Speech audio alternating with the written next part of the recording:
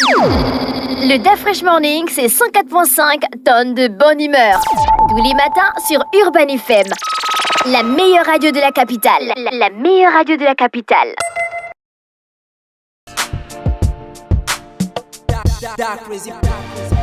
Vous êtes sur les 104.5 Urban FM, la station urbaine, et vous écoutez Luda Fresh Morning. On est avec René Ruth et avec Nido. René Ruth, on découvre quoi aujourd'hui? Oui, donc avant d'aller dans la découverte, on va d'abord présenter un peu Nido. Comme vous le savez, Nestlé Nido, c'est une marque de lait en poudre qui accompagne les familles depuis des générations. Alors toujours soucieux d'offrir le meilleur aux enfants, Nido a récemment modernisé son emballage pour mieux répondre aux attentes des consommateurs. Alors j'ai vu beaucoup de posts sur les réseaux sociaux où certains parlaient de l'emballage de Nido, donc qui se disaient que c'était pas le vrai Nido parce que l'emballage était vraiment différent. Par exemple, avec cette boîte-là, Nestlé Nido, tu peux voir cette flèche. Donc en haut, il y a du bleu, donc violet. Après, il y a le rose et puis le vert. Donc c'est apprendre, croissance, protection. Donc ils se sont dit que c'était du faux Nido, alors que c'est simplement le nouvel emballage de Nestlé Nido. Donc, il était un peu de demander un peu la différence. Donc, ce nouveau design, regarde. J'avais l'esprit ailleurs. Tu as vu, ça, c'est le nouveau design qui est déjà visible sur les boîtes de 2,5 et 400 grammes. Pour que les gens ne se trompent pas. Mais je vous présente ça. Oui, c'est déjà disponible dans certaines structures.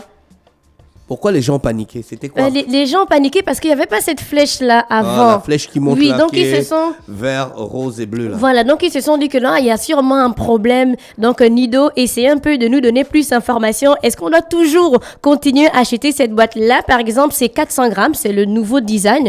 Donc là, c'est le 400 grammes et aussi la boîte de 2,5 kilos, c'est déjà disponible pour le nouveau design. Donc ce n'est pas du faux Nido. Vous pouvez continuer à acheter votre boîte tranquillement. Et ça va être progressivement déployé sur tous les formats. Mais au-delà de l'apparence, donc Nido, c'est surtout une formule enrichie en nutriments essentiels. Et grâce à sa combinaison unique de lait et de vitamines, Nido aide les enfants en âge scolaire à mieux apprendre avec le fer et les vitamines B9 et B12. Donc, il favorise aussi une croissance saine grâce aux protéines et renforce surtout l'immunité avec la vitamine C. Bien sûr, on a la question du jour, chers auditeurs des 104.5. Alors, tenez-vous prêts. Si vous avez la réponse, vous participez simplement via le WhatsApp de la radio 065 05 10 45. Quel est le prix de vente conseillé du sachet Nestlé Nido 12 grammes et Nestlé Nido 20 grammes?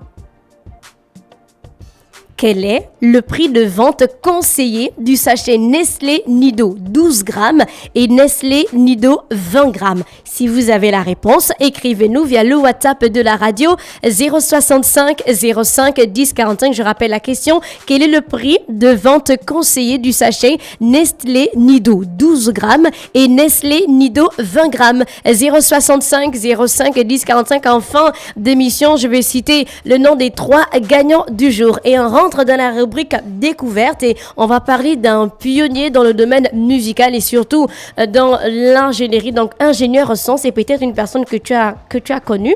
Tu as peut-être travaillé personnellement. Je crois. Je croyais que tu parlais de Dr. Dre. Oh non, ici au Gabon. Ah, fallait préciser. Ici au Gabon, les pionniers ici. Donc quand on parle des pionniers, je vais plus parler de nos Gabonais. Tu vois, une personne qui avait un studio dans... Jean-Yves Messin. Oui. Tu as travaillé avec lui? Non. Tu l'as connu? Pas personnellement. Je l'ai vu une fois, j'ai discuté avec lui une fois dans son studio. Comment tu l'as trouvé? Comment tu as trouvé son studio? Tu as beaucoup entendu parler de lui? Bien sûr, c'est lui qui produisait presque toute la musique gabonaise des années 80, 90, début 2000. Ouais. Est-ce que tu étais, on va dire, impressionné par sa composition, son talent? Il a empêché beaucoup, avec sa technicité, il a empêché beaucoup de Gabonais d'aller enregistrer en France. Parce qu'il avait un rendu qui était de qualité internationale. Pour les années 80, 90? Ouais. Alors, Jean-Yves Messin, il est né le 10 janvier 1953. C'était un musicien gabonais de renom, principalement connu pour son talent de bassiste et surtout son rôle de producteur dans la scène musicale gabonaise. Et sa carrière a été marquée par des collaborations avec des artistes internationaux et une contribution significative à la musique gabonaise. Début donc en France avec le Malinga 5. Donc Jean-Yves Messin a commencé sa carrière musicale en France où il était membre de l'orchestre Malinga 5, un groupe d'artistes artiste antillais qui a animé la scène musicale parisienne dans les années 70. Et pour les collaborations, tu sais qu'il a collaboré avec qui? À l'international. Il a joué avec des artistes célèbres. Jean-Jacques Goldman. Il a joué avec Nana Mouskouri. Il a joué avec Claude François. Il a joué avec Kassav. Il a joué avec Manu Dibango. Mais son nom revient à chaque fois, Manu Dibango. J'ai l'impression qu'il a joué avec... Manu Dibango, c'est un crack. Hein. Oui. Alors, retour au Gabon et fondation du Studio Mandarine. Mais son fils, tu le connais bien. Oui, Martin. Oui. C'est lui qui a lancé Couleur Mandarine. Ah, tu le connais très bien. Très bien. Alors, Studio Mandarine, rentré au Gabon dans les années 80, il a créé le Studio Mandarine qui est devenu un lieu emblématique pour la production musicale gabonaise. Mais il y avait d'autres studios hormis le Studio Mandarine. Le Studio Cage. Oui. Le Studio Mademba. Oui. Ah, tu connais pas le Studio Mademba? Si, la fraîche. Si, après, il y avait quel autre studio? Les tarifs étaient comment? Ah, moi, je sais pas, à l'époque, quand j'étais petit, je dois aller au primaire, je veux savoir ça comment. Alors, on a eu les studios Cage de Monsieur Georges. Comme quoi? Alors, on a eu le studio Mademba, on a eu le studio Koussou aussi. Je connais pas. Oui, ce sont les studios qui ont fermé. Le parce que studio les d'Acélé s'appelait comment? Le studio d'Acélé. C'était pas le studio Mademba. Son orchestre là. Quel orchestre? L'orchestre de Monsieur Acélé. Je connais pas le nom de l'orchestre. Si. Je sais que ça jouait au cabaret des artistes. Le cabaret des artistes là. Tu as été une fois. Le studio d'Acélé, non, je connais. Le studio d'Acélé, c'était pas le studio Mademba. Non, mais j'ai pas fait des recherches sur le Mademba, plus sur le Mandarine. Studio Mandarine. Non, plus sur le Jean-Yves Messon, pardon. Oui, ça c'est Studio Mandarine, c'est Jean-Yves Messon. Après, à côté, dans les recherches, j'ai vu qu'il y avait des studios, les studios Koussou dans les années 80, studio Mademba aussi qui ont fermé à cause de la production et aussi leurs tarifs qui n'étaient pas toujours accessibles aux différents artistes. D'où après, on a eu par exemple la naissance dans la création du studio Mandarine dans les années 80. Donc ce studio a permis à de nombreux artistes locaux de se faire connaître. Il y avait déjà, comme je l'ai dit, plusieurs studios. Donc parmi les artistes produits, tu cites qui avec Jean-Yves Messon? Nicolas Mogo. Nicolas, je savais que tu allais citer ça en première position. C'est ma star. Je savais que tu allais citer. C'est Nicolas Mogo, c'est ma star. Ok, hormis Nicolas Mogo, artiste produit, qui ont travaillé avec lui. Nicolas Mogo. On a Landry Fouta. On a Serge Niga aussi. Oui, on a Amandine, on a Chris Ayoum qui aussi travaille avec lui. On a Martin Rompavet. Oui, et puis beaucoup d'autres. Donc pour la contribution à la musique gabonaise, donc Jean-Yves Messon, c'est le compositeur de quelle chanson emblématique? Tu te rappelles de quelle chanson? Ah, ça c'est le Studio Mandarine. Non. Et Yanga Zalou, oui. Ah non, il y avait ça. Mais c'est pas une chanson qui me botte, ça. Mais c'est il y a pas des une chanson chansons plus fumantes qui sont sorties de. Mais tu n'as même pas pu citer la fraîche. Hein? Tu n'as même pas pu citer. Quelle chanson? La chanson de Nicolas Mogo. Quoi? L'écoute, tu as l'écoute.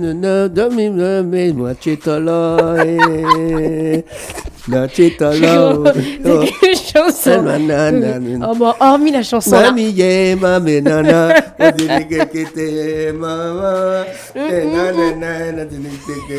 Ah, ça c'est un son chantant. Non.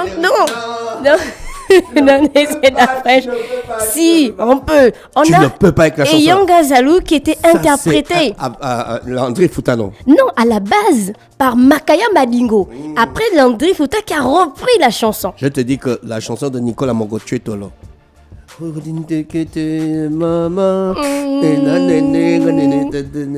Et puis elle crie encore.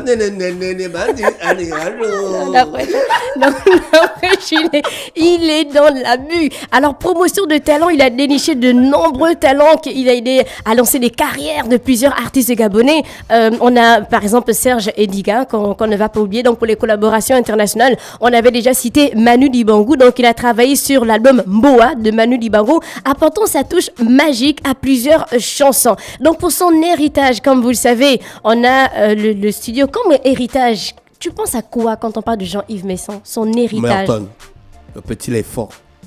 C'est ça une vraie famille. Le fils doit continuer ce que le père a fait.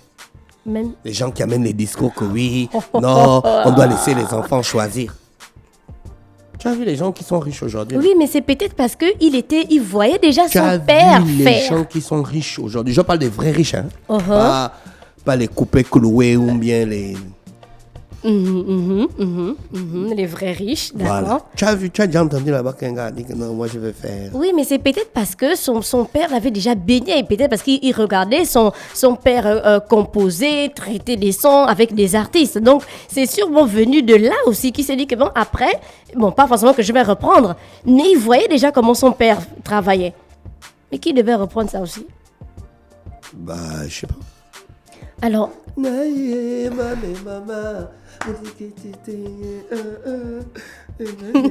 alors Jean-Yves Messon, il a laissé derrière lui un héritage dans la musique gabonaise grâce à son talent de musicien, de producteur et de promoteur de talent. Donc son influence continue de se faire sentir à travers le studio Mandarine, qui reste aussi un symbole de son engagement pour la musique gabonaise. Il est décédé le 4 juin 2020. Nous, on revient, c'était la découverte du profil du jour. On parlait de Jean-Yves Messon. On revient avec Nido et on va parler de l'accessibilité et surtout de la communauté Nido. Nestlé Nido veille à être accessible à toutes les familles avec une gamme variée en boîte et surtout en sachet. Je rappelle qu'on a une question du jour. Quel est le prix de vente conseillé du sachet Nestlé Nido 12 grammes et Nestlé Nido 20 grammes? Quel est le prix de vente conseillé du sachet Nestlé Nido 12 grammes et Nestlé Nido 20 grammes? Et pour accompagner les parents dans le bien-être de leur enfant, Nido met à disposition des conseils d'experts et surtout une communauté d'échange sur la page Facebook Nido Mums. Allez-y vous abonner. Si vous avez des questions, posez-les sur un des posts. Vous aurez forcément une réponse. La page Facebook, c'est Nido Mums, Nido espace Mums, MUMS. En fait, c'est une plateforme où les parents peuvent partager leur expérience et surtout bénéficier d'astuces pour la croissance. On va revenir d'abord avec les différents formats de Nido. On va s'intéresser plus d'abord aux boîtes parce que la question concerne plus les sachets aujourd'hui.